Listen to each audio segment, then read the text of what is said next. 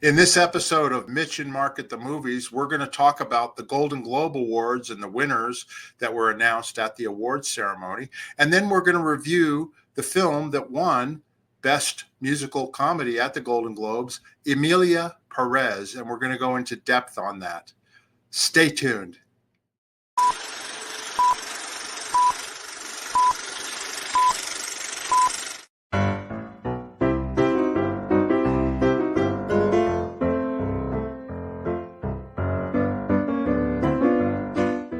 Welcome to Mitch and Mark at the Movies, and we're back here for another show. How you doing, Mitch? I'm doing great, Mark. It's good to see you again. Yeah, it's good to see you times too. In LA. It's a little biblical here. Yes, it is. It's pretty crazy right now. And I feel for all the people out there. Yeah, I would just like to take a moment and just send my prayers out to all the victims of the fires and to the first responders, because it's, I'm close enough to it. You get a real sense of what's happening. It's bad. Yeah, no, and it's if you really think about it, between the people losing their homes and all the animals and the wildlife and all that, it's fairly devastating. But and for those of us who grew up in Los Angeles, I mean, we're used to earthquakes and brush fires and all that stuff. I mean, I remember being at a summer camp when I was a kid in Laurel Canyon, and the whole canyon burned down. And that's when we lost the Houdini Mansion. Fortunately, my parents' home was spared. They were really grateful that we were at that summer camp when it happened. But, we've been through a lot of these things. This one's really bad. Yeah, absolutely. Well, let's move on. We're going to talk. We want to thank everybody for the comments and suggestions on our previous shows. And we really appreciate the feedback. And we're trying to fine tune things and make things better. Oh, guess what I did last night? You'll never guess. So I'm just going to tell you, I went to see A Complete Unknown for the second time. Oh, okay. Yeah, you're probably wondering why I did that. I had promised a friend of mine that we would go to a screening of it, and I had RSVP'd, I don't know, in the middle of December.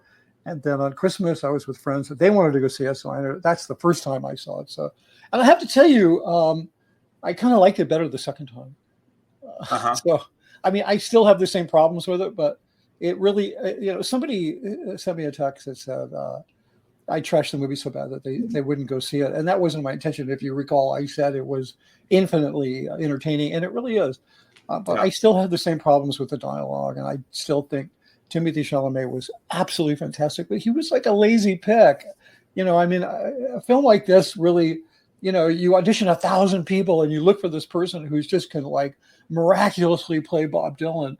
You don't just kind of go for a heartthrob. I mean, he had the talent to pull it off, but there was Dylan's music. It came from this place in his soul, and we could all sense it. And I could feel Timothée Chalamet on screen, kind of trying to really get to that place, and he didn't quite pull it off. So, but he was great. The film's great. You should definitely see it. Now, the second time you saw it was in the theater, obviously, right? Was the first time screener that you watched? Or No. The first time I saw it in a big ass, IMAX type, multiplex with a lot of people in cargo pants and flip flops and the full treatment, waiting in line and all that stuff. And the second time I went to a screening at the Dolby Theater in Burbank, which is amazing. It's not a big theater, but it's Dolby, so it's like the sound is like it's so insanely good. It's like nuts. It's like I tried to count the speakers. There's probably only a 250 seat theater. Just on the sides, there's 14 speakers. So, it's not counting the rears and what's behind the screen and God knows under your seat, but the sound is amazing. And you know what I miss? You know what I miss from the theater experience? Do you remember when it was when the George Lucas sound or whatever? I forget what it was called. Yeah, THX. THX, where they would do this maestro going bump, and it would go, and they shut off the speakers before the movie started. Yeah, and I love that. They're always made you go like, wow. Well, they still do that sometimes. I mean, Dolby has Atmos, and Atmos has they have a brilliant one of those things. It's like so they still do, but I know what you're saying. I mean, all of the I don't know if you know the backstory. I'll keep it really short, but the whole reason that THX happened is when Lucas started showing Star Wars, he noticed in every theater he went to. You know that story, Mark? Am I like just telling something? No, go ahead. Knows? Go ahead. I don't know if everybody knows this, but the sound as he went from theater to theater, checking the sound. Like it was really inconsistent. And they used to use these JBL, Voice of the Theater, these horns that they put behind the screen. Some of them, they would be broken, they'd be rattling, the screen, the sound would be unbalanced. So Lucas set out to create a standard for theaters so that his films would sound the same in every theater, which is where THX came from, which was named after his first film, THX 11, whatever it was, 1182. It was a number, THX 182 or something like that. Something like that. Yeah, it was an interesting film. It was actually started as a UCLA film school project. Yeah. But, so we don't hear much about THX anymore. But it's still out there. I mean, it's still a licensable sound standard. But he did standard. Lucas did standardize film sound. That's right. Well, the other thing that happened this past weekend was the Golden Globe Awards, and this happens every year in January. And I wanted to just say about the Golden Globes is my favorite award show. If I'm going to have to watch an award show, I like the Golden Globes for two reasons. Because not only do they give out awards for movies, but they also give out awards for television. And so you get a lot of crossover with the celebrities that are there and the movie stars. And not only that, they're sitting at tables and they're drinking. So in the past, it's been very funny. Like they'll get a great comedian up there. Like this is Nikki Glaser, who was the comedian who was the host this year. And a lot of times, and a lot of times they'll take shots at the different people sitting in the audience, and hopefully they'll laugh at themselves. But I've always enjoyed the Golden Globes much more so than some of the other award shows. How about you? How about me? Well, I'm a big fan of Nikki Glazer's for a couple of reasons. Anyway, mostly because she's just incredibly funny. She's her and Melissa McCarthy are probably the two funniest women on earth right now. So she's revitalized the show. I think she did it for the first time last year. I think she won an Emmy for her. Actually, no, this is the first time she did this. She did another award show. First time she done Golden Globe. Oh, I thought she did it last year. Okay. No, and she got great reviews, and I think they'll probably have her back because. She made the show. I mean, I probably wouldn't have watched it except you and I are doing this. And Nikki Glaser was going to host, and she's so incredibly funny. Yeah.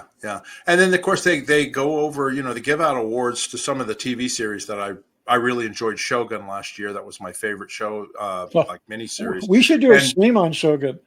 Oh, absolutely. It's my favorite book of all time. I've read it cover to cover like 5 or 6 times. And it's 1,200 page book. Oh, I love the book. Yeah, it's a big like James Clavell. Clavell, yeah. Mm-hmm. Yeah, do you remember the original one with Richard Chamberlain? Absolutely. That's how I fell in love with it. Listen, I can tell you a quick funny story about that.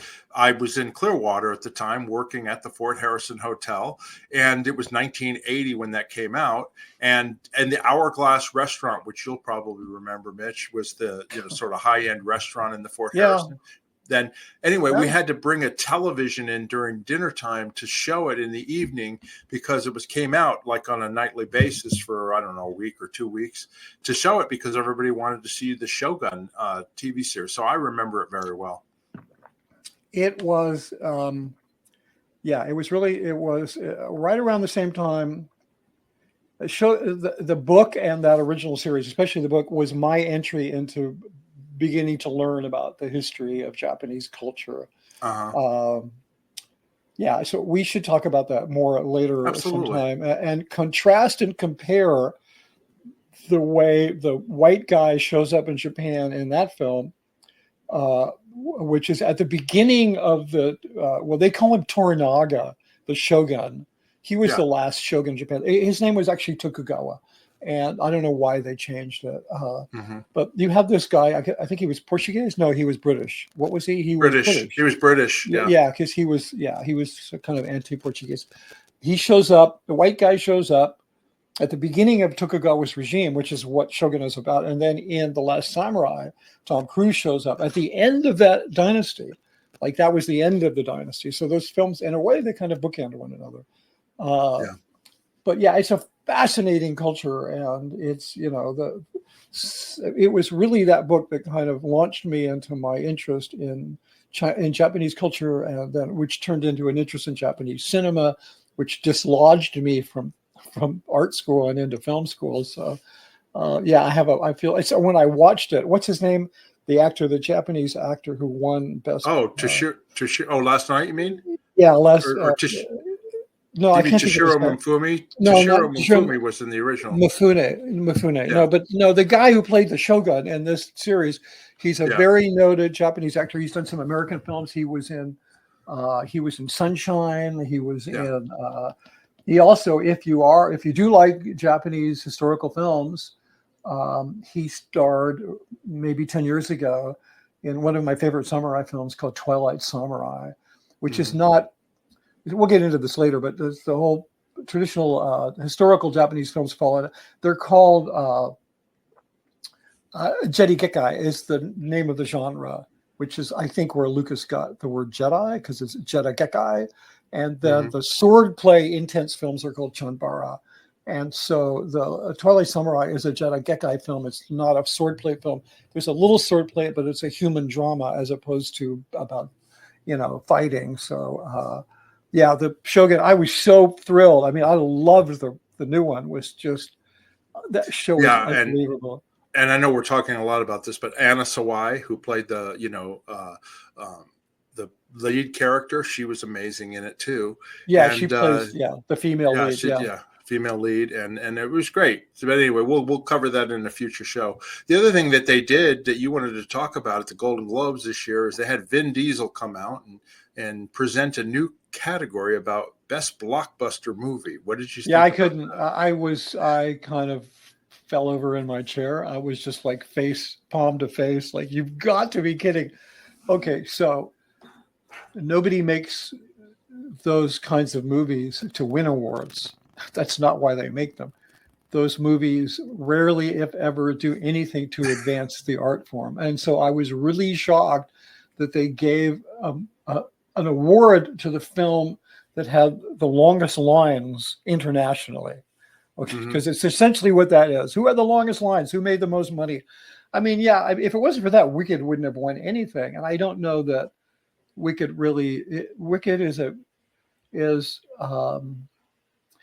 there was a line that I heard the second time I saw I'm Not There, I'm Not There, but A Complete Unknown. And the line was that the dastardly fellow who was the head of the Newport Folk Festival, who referred to Peter, Paul, and Mary as a confection. And I thought, there was something really perfect about that description for the time, because they were the first ones who recorded Blowing in the Wind. So at least they got mentioned, but I don't think they should have been mentioned so harshly. But the idea of referring to something as a confection, I love that. I have to tell you, Wicked is a confection. It's fucking dessert. Okay, it's not a meal that's going to sustain you, but it's a great, hopeful, energetic, eye candy roller coaster ride. But at the end of the day, it's cotton candy as opposed to something really nourishing. So. What I was going to say is that, the reason they do that is obviously they're trying to get more viewership, because a lot of these films that are up for awards, that win these awards at the Golden Globes, nobody's seen them yet, or if they have, very few people have seen them. And so, you're trying to attract a TV audience of people who go like, well, where's my Avengers movie, or where's my Vin Diesel movie, or whatever. So they decided, well, we'll just create a category. And the Oscars get kind of the same thing by expanding the number of Best Picture nominees to 10 from when they used to do, I think, 4 or 5. And that's so that they could include some of these bigger movies. Yeah, participation trophy. Yeah. Yeah, I guess. I mean, thanks to Harvey Weinstein, the Oscars have become like a cash race. Like Harvey Weinstein did for film marketing what I can't remember the name of it, but when the Supreme Court decided that money was First Amendment speech, like you should be able to. The Harvey Weinstein did the same thing, because he's the reason that my mic is just completely collapsed. He's the reason we get all these screeners, because he marketed a little film called Shakespeare in Love to the point where it beat, Saving Private Ryan, which shocked everybody. Right. So there's a lot of this marketing and politics that's mixed up with it. It's unfortunate. The awards originally were just peers getting together and patting each other on the back, which is great. And often there is some contingent that holds the line and says, no, we're going to give awards to films because they really did something to advance the art form. and Mhm. that's not making a lot of money. That's just making a lot of money. Yeah. Okay, great. Well, the film that we're going to review today it was a winner at the Golden Globes, and Yeah. it's available on Netflix. You can stream it right now, and it's called Emilia Perez. Okay, and this film was directed by a guy named Jacques Audiard, and he's also the writer. He wrote it. He's from France. He speaks French. He doesn't speak English. This movie it's in Spanish. The whole thing is done in Spanish, and so if you want to watch it, you have to read the English subtitles. But for me, I'm getting old enough now that a lot of times, even on like the British films, I'll put up the subtitles because I don't understand what the heck they're even saying. But anyway, this film, there he is right there, Jacques Audiard. I know I'm probably mispronouncing his name, but anyway, he's the writer and director of the film, and then it stars Zoe Saldana. And she's actually more of a supporting role. She's not the main character in it, but she's kind of is. But anyway, Well, Zoe yeah, Saldana. And then I'll go through the other cast. And then we've sure. got Carla Sofia Gascon. Okay. And then you've got Selena Gomez. And they're the three main characters in this movie, Emilia Perez. And Mitch, why don't you go ahead and tell people what you thought of this movie and what it's about? So, yeah, when I mentioned earlier about giving awards to films that may have advanced the art form, and that sometimes there's enough adults in the room to see that happens, this is a case of that, because this is a remarkable film, and I think it's an extremely important film. I mean, Zoe's Emilia Perez. Let me see. So Gascon, she plays the title character. The Zoe Saldana character she's a catalyst. She is like the main catalyst of the film. And then Selena Gomez is sort of like, she's like the character that's suspended between forces, the one that really is put in the most confusing position of anybody. And then there's a bunch of other characters too, but it's hard to talk about this film without giving spoilers, because there is a very important aspect of human relationships and actions that characters go through that you kind of best discover during the film. But ultimately, it is a film about a person making a transition in terms of their gender. So this is a real important, and let's just, Gascon, who is a trans actor, she is the most successful trans actor ever. And when you look at this film, and she's going to win other awards, I mean, her performance is so amazing. And don't think for a second that this is some kind of DEI pick, or this is like, Trump got elected and now we live in this world where, people with disabilities, people that are trans, people, LGBTQIA people, immigrants, all these people are less safe in the world. So, maybe as artists, we can get together and try to make them safer. Her getting these awards, while it is supportive of those things, it is 100% on merit. It is one of the most amazing performances that I have ever seen. And we're applauding her because she's also, a trans actor. So, and this is exciting because I think it opens the door to more of these stories of a broader, covering a broader spectrum of human experience, become relevant and become important. So without really giving the plot twist of the thing away, I myself, I'm very much in of the mind that this is a really important film, but it's also just a really good film. I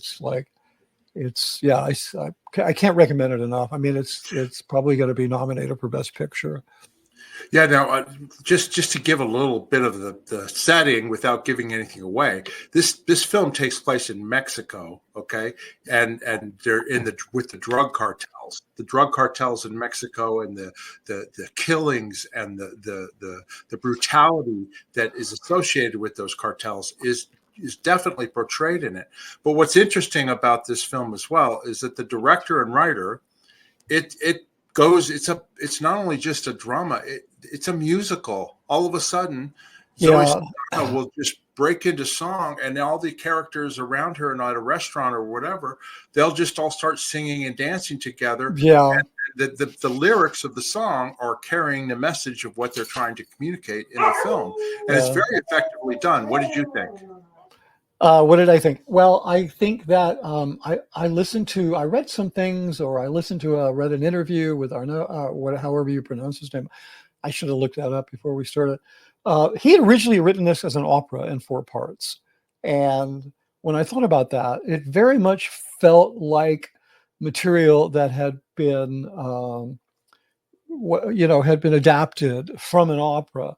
Uh, a lot of operas have a kind of a tragic, there's a lot of tragic operas, a Madame Butterfly, and then there's some light opera, musicals like, Miss Saigon, and I'm sure I could think of more. They're not, all musicals are not like,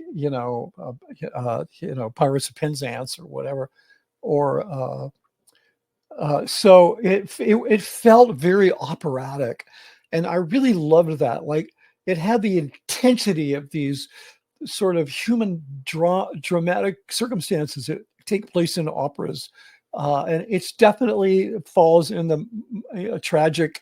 It's kind of a tragedy and a little bit more of a melodrama, but it's not a feel good thing, but it's you're not going to walk away going, geez, I feel depressed. I understand. You're going to be astonished by the story, I think. And I thought, I mean, my only criticism of the film, and this is just weird, I'm sure if I saw it again, I would cancel this, but the first number I thought was weak. The first dance number, it's Zoe Saldana, and she's outside in like maybe a marketplace or something, a bazaar, and she starts to do these dance moves, and she starts singing, and she's really like an opera. She's reaching into a lower level of her emotional life and bringing this out to us, because that's what it feels like in an opera. It feels like that person is sharing their most inner, and in musicals as well, because music is so emotional. So she does this, and then she starts to do her dance moves, and then the other participants, just the pedestrians, the bystanders, start dancing with her. And it's one continuous tracking shot moving back, and it's shot with a telephoto lens. So it's very claustrophobic. It's outside, but there's no long shot. There's no wide shot. There's no establishing shot. There's no big sweeping crane shot of all the people dancing. They keep this thing very tight and claustrophobic. And I the only thing I could connect that with is they just didn't have a lot of money. It was a low budget film. And so I think on that first number, the constraints that they were under kind of show a little bit. And I was a little disappointed, like wondering if this is going to work. But by the second number, it worked so brilliantly. And then all of the rest of them, it almost defies the label of musical. But, it's probably going to win an Academy Award for Best Original Song. So. Yeah. I was going to say, I know what you're talking about on that first musical number. I just wanted to say a couple things about that I learned about the film after seeing it, is that the director, originally they were going to shoot it in Mexico because the story takes place in Mexico, but he convinced the studio to be able to shoot it in France. The whole movie shot in France. And a lot of those scenes, like that first dance number, was shot interior in a studio because the director wanted to be able to control the circumstances. So maybe that's why it was a lot more close up and not big establishing shot. But yeah, they shot the whole thing in France. Yeah, and it's multilingual because he doesn't speak Spanish, and the whole film is in Spanish. And Zoe Saldana is American. She was born in the she was born in New Jersey, but her parents were from the Dominican Republic.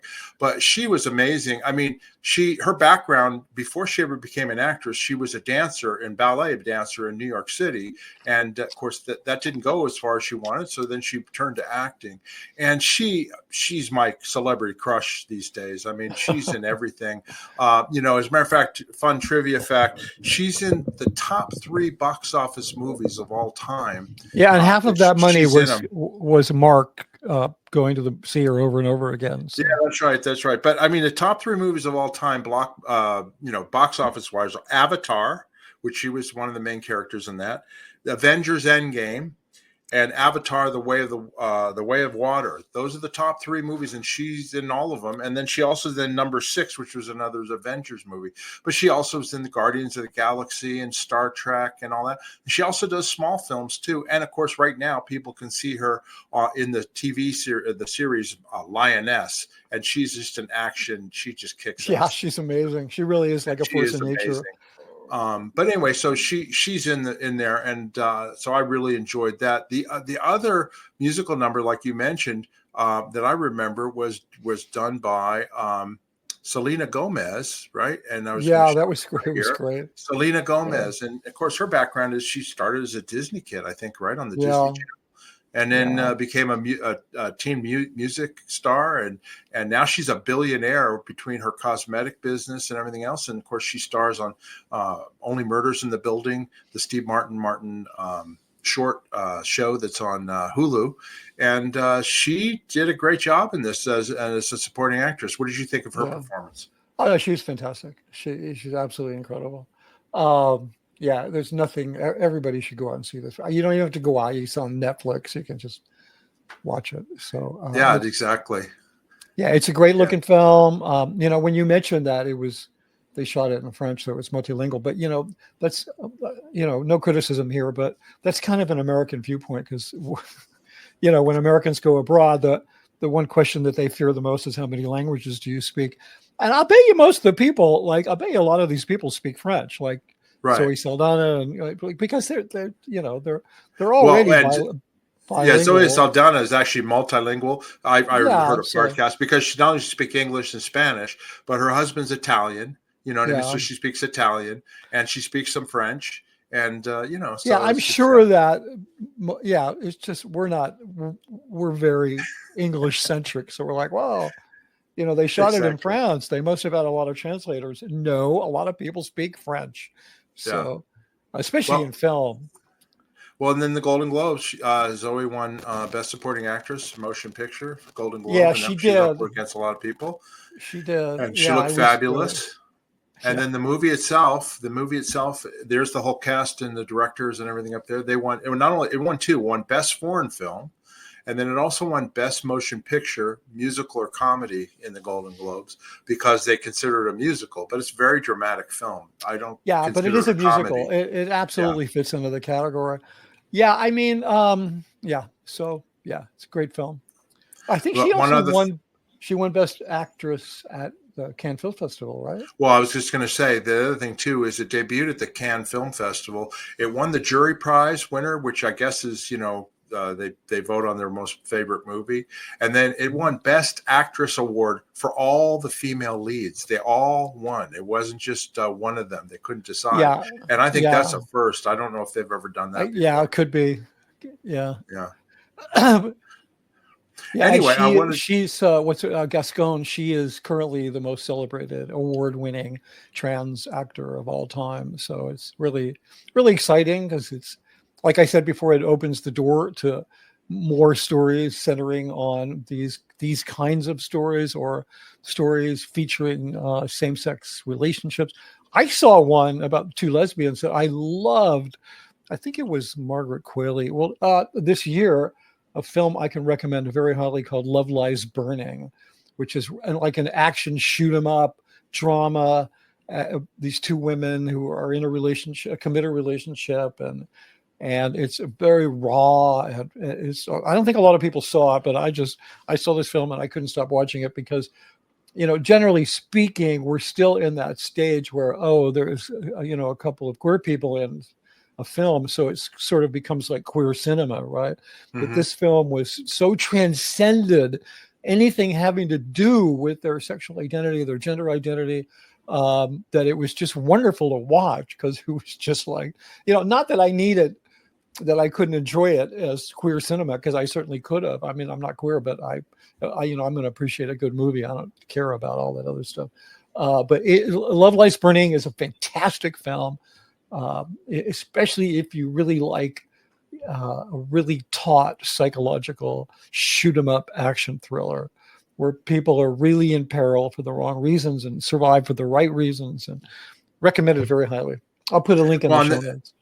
Well, I also was going to mention too, you mentioned 20, 30 years ago, the lead character in this film, Emilia Perez, probably would have been a straight woman playing a trans. You know what I mean? Oh, yeah, I And guess I you don't. know what I mean? And that's I happened. guess. I mean, Tom Well, Hanks played a gay character in Philadelphia, and they would yeah, but do that in order to be. Well, let me. They would do yeah, that, okay. and then they'd be nominated for awards because, oh my God, they're playing this other, personality or whatever, and so that deserves it. Yeah, And that became kind of the in joke in Hollywood. I'll never forget Get Shorty.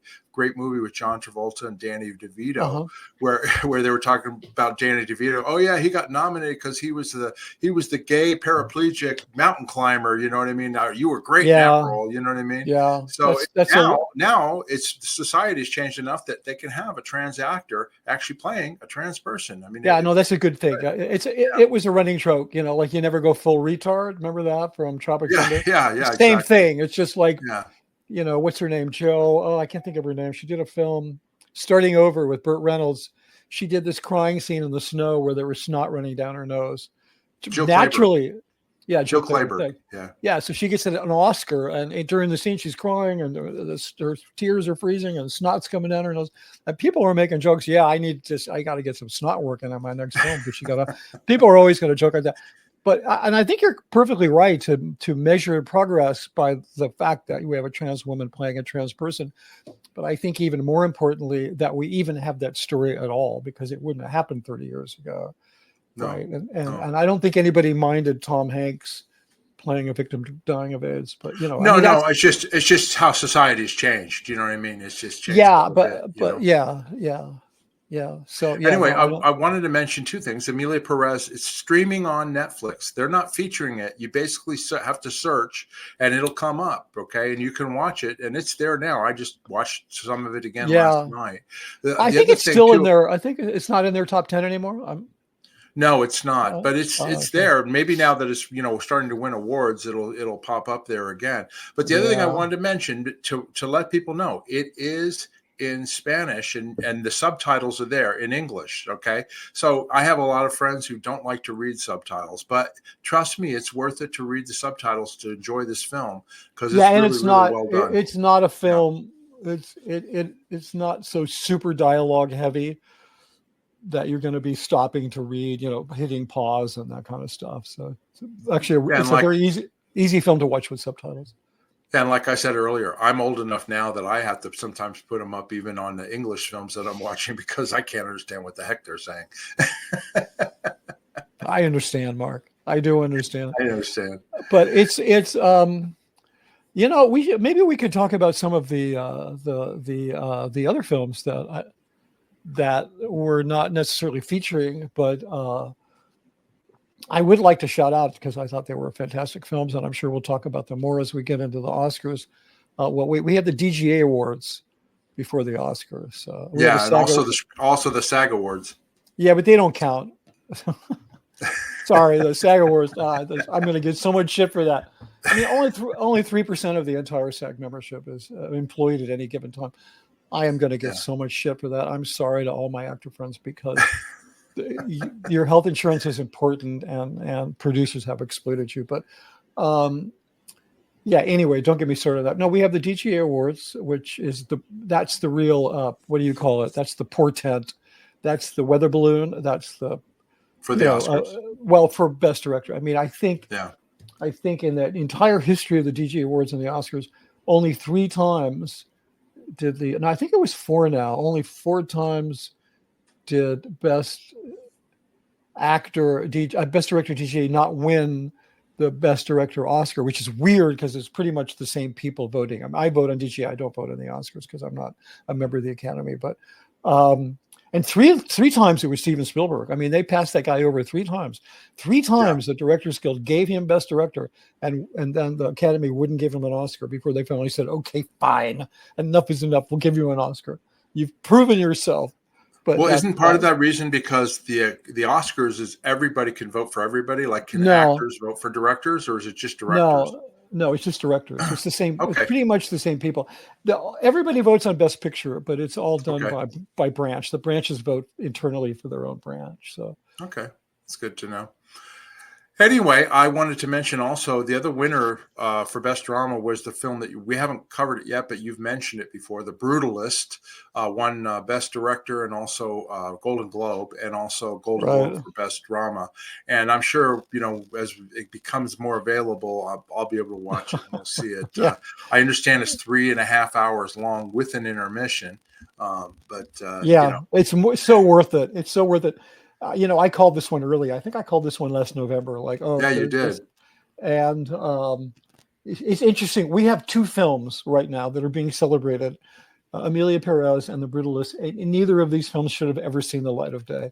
If you read by the numbers, they never should have seen the light of day. I mean, we have this incredible, outrageous musical that's taken from an opera that's about I'm not going to say an individual. It's about a family caught in the midst of the head of the family transitioning from male to female. Yeah. Okay. And it's kind of an opera about that. When you say it wouldn't see the light of day, you meant that Hollywood would have normally not. Yeah. They look at that. They go, no, that's like a little art house film. It's like whatever, it'll do fine at the festival circuit. And then we have this film about a mid-century architect that nobody's ever heard of. And I don't even remember. I had to do a triple take on Laszlo Toth. That's the name of the architect. My father was an architect, so I was brought up, so steeped in all this big corporate architecture stuff. And I thought I knew a lot about architecture, but I knew about brutalism. Laszlo Toth is the father of brutalism. But it's who wants to see a story about that? Let's just what is brutalism? What is? Well, you can look it up. Brutalism is it's a visual connotation, not a physical one. Right. It's very, the buildings tend to look like fortresses. They tend to be very geometric. You could look up brutalist architecture and you would get a sense of it. But the film is amazing. We'll talk about it some other, but they shot it in a format called VistaVision, which has not been shot since the 60s. Which I have always said, if you ever hung out with me for more than an hour, you will hear me say, the best film format ever invented was VistaVision. So I was so thrilled to see a film shot in VistaVision, brilliantly shot. But the amazing thing about the film is if you just read maybe a Wikipedia article about what brutalist architecture is, you will see the production designer, the cinematographer, the composer, even the person who designed the titles decode the brutalist aesthetic for their particular art form so that everything in the film becomes integrated around that idea of brutalist architecture. And this is an amazing artistic achievement. And then on top of that, you have this performance, by what's his name? God, Adrian Brody. Adrian Brody, which is, people are going to be talking about this performance forever. It's just mind blowing. And then you have Guy Pearce. This is the best thing Guy Pearce has ever done since Memento. So it's a pretty remarkable film. And I'm really very satisfied that it's getting the kind of coverage it is, because I thought this is going to be one of those films. I mean, I can list a lot of them that, me and my, erudite film snob cineastas, saw, so we could, talk film theory and make ourselves feel important. But it's really well. And Adrian Brody won the Golden Globe for Best Actor in the film. Yeah, he's probably going to get he's probably going to get an Oscar. Yeah, and I think Guy Pearce as well may. I must say, talking about the Golden Globes, that what's his name? Culkin, Kieran Culkin. Kieran Culkin, yeah, winning that award for A Real Pain. I haven't seen that. Another movie I haven't heard of. Yeah, no, it's an amazing film. I watched it a few days ago. That. It is with that film, Jesse Eisenberg has staked his claim to being a great American filmmaker. I mean, I was so blown away. He wrote this film. He acts in it. He co-stars. It's kind of an ensemble piece. Mostly, it's kind of a back and forth between he and Kieran Culkin. It's so well written. I mean, this guy, it's this is probably does it a disservice, but it's kind of like, Woody Allen meets James L. Brooks meets, I'm trying to think. Well, and that's always been my impression of Jesse Eisenberg. He's kind of like the current Woody Allen. I mean, he's just Yeah, he's yeah, except with his whole nebbish sort of personality. You know what I a mean? little bit, but without but without those and he's even a little self-effacing. Yeah, And he's like the nebbishy kind of neurotic Jewish kid, yeah, who's super smart.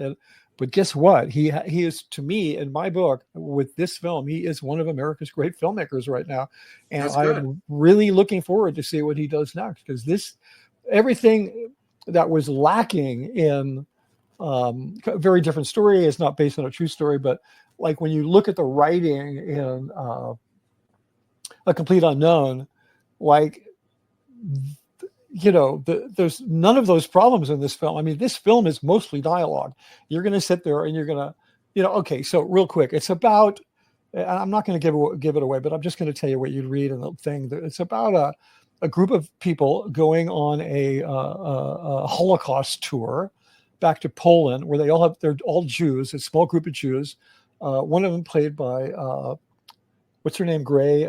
Shoot, my brain. Erin Gray. No, what is her name? The actress from Dirty Dancing. Joe. Joel Gray's daughter. Joel Gray's daughter. I forget her name too. Anyway, she's one Jennifer of Grey. Jennifer Grey. We have this is like comeback here, I think, for older actresses.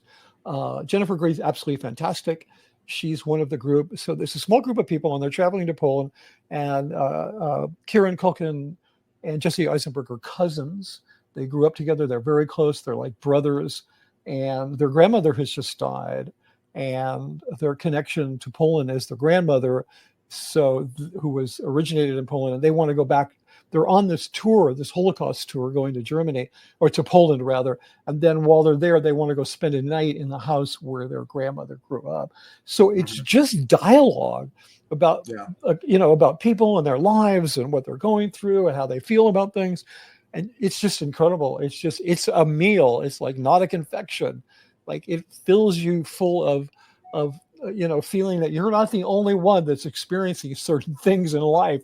So it really does a remarkable thing. And I really can't say enough about it. What you're talking about reminds me of one of my favorite movie series of all time, and it's dialogue based, is the one that Richard Linklater did with Ethan Hawke and Julie Delpy, After Midnight, Before Midnight. You know what I mean? They did it over like a 10-year period, and I love every single one of them. And it's just two people talking as they go walking around Vienna. It's just an amazing movie series. Anyway, one other thing too, another one of your Demi Moore won a Golden Globe for The Substance. I know you're really thrilled about The Substance, right? Yeah, I couldn't stand it. Oh man, let me just be fair. Yeah, she, like you said, older actress coming back. She was thrilled that she won. Pamela Anderson, she never won an award. Yeah, I haven't watched The Last Showgirl, but I understand Pamela Anderson is amazing. Like, apparently she just finally decided to show up to the party as an actress, and it kind of doesn't matter when you show up, but eventually, if you show up, they'll give you some kudos for that. So I'm looking forward to seeing Pamela Anderson in that. Demi Moore is like a force of nature in this film. She is absolutely amazing, and Margaret Qualley, who co-stars with her, is absolutely amazing. The film, oh man, I actually had some material. We'll do it another time, but But I just want to mention that you mentioned older actresses. Yeah, Demi Moore. The film, like, if you like monster movies and you like looking at naked women, you will love this film. Okay, absolutely. It's called The Substance. Yeah, The Substance. My kind of like, I came to this, like, the film, the buzz on the film is like, oh, this is this great statement on the patriarchal standard of beauty that's forced down every little girl's throat, and how toxic and disgusting it is, right? I thought, okay, cool, I want to see that, but I didn't really get that as a takeaway. I mean, I really got that they have this idea of worshiping youth and worshiping this false standard of beauty that's unattainable. They kind of co-opted that to kind of give some legitimacy to their monster film. And the film is shot in a highly stylized way. It kind of reminded me of something maybe Tony Scott would do, who was probably Hollywood's greatest cinematic stylist. of the last 50 years, but it's highly styled. And I was going to I could do a little presentation and trace back where the styling kind of comes from. It's very much a kind of it's sort of postmodern surrealism. I mean, I don't know really how to categorize it, but it's very, very sparsely composed, very big elements like patterns and primary colors and lots of pastel colors, a lot of very, what would you call it? Kinetic editing. So it's really interesting to watch, but the whole thing, it just flies off the rails. At the end, I was just like, luck, you got to be kidding. Well, I'm looking forward to seeing it. I mean, it's. Yeah, I don't want to kill it for you. If it's got a great performance in it, and it's got naked bodies in it, I'm in. We'll see what. Yeah, happens. No, and they don't do it gratuitously. It's actually very the nudity in the film, I thought, really legitimately supported the story. So. So yeah, that was cool. But there's an interesting phenomenon with horror films. If you look at, I've never fully researched this, but if you look at Rotten Tomatoes, you'll see a disproportionate number of horror films. And when I say horror films, I'm talking about what we refer to as splatter porn, which is just like Saw, and there's dismemberment. Yeah. No, grotesque.